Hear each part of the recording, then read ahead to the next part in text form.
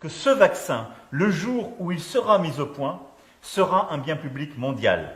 C'est-à-dire qu'il n'appartiendra à personne, mais nous appartiendra à tous. En octobre 2020, l'Inde et l'Afrique du Sud, très fortement touchées par le Covid, avaient saisi l'Organisation mondiale du commerce pour demander la levée de la propriété intellectuelle sur les vaccins.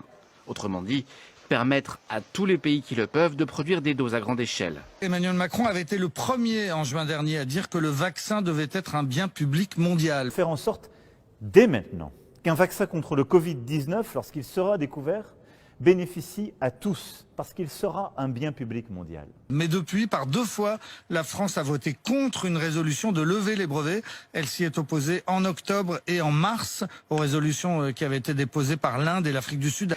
Est-ce qu'une levée des brevets de manière temporaire serait de nature à répondre aux défis que vous évoquez? Je ne suis pas sûr. Il est même possible que ce soit une fausse bonne idée. Je pense à l'engagement du président de la République, qui, je crois, est assez unique dans les pays développés, de donner 5% des doses françaises à destination des pays du Sud. Les annonces d'Emmanuel Macron de mettre à disposition 3 à 5% des doses pour la majorité de la population mondiale, c'est un scandale, c'est une faute éthique et morale majeure. Par contre, je doute fort qu'en leur disant « venez produire chez nous, on vous piquera vos licences et vos brevets avant même de vous demander si vous êtes d'accord pour nous aider à produire », on les fasse venir. S'il n'y a plus de propriété intellectuelle, il n'y a plus d'innovation, il n'y a plus d'incitation à l'innovation. Si nous leur retirons la propriété intellectuelle, il y a des risques qu'ils soient désincités d'investir dans la recherche sur les nouveaux variants. C'est de l'argent public américain et européen qui a largement financé la découverte des vaccins et par conséquent, il n'y a pas de raison pour que les laboratoires s'enrichissent pendant 20 ans, puisque 20 ans c'est la durée des brevets. Si lever les brevets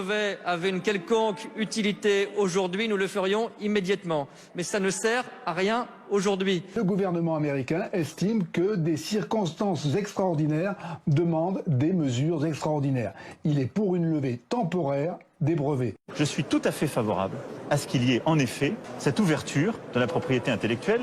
Vous m'avez entendu le dire il y a 1 an. Je trouve que c'est une très bonne nouvelle que les États-Unis, désormais, se décident à faire, j'allais le dire vraiment très simplement ce soir, comme l'Europe.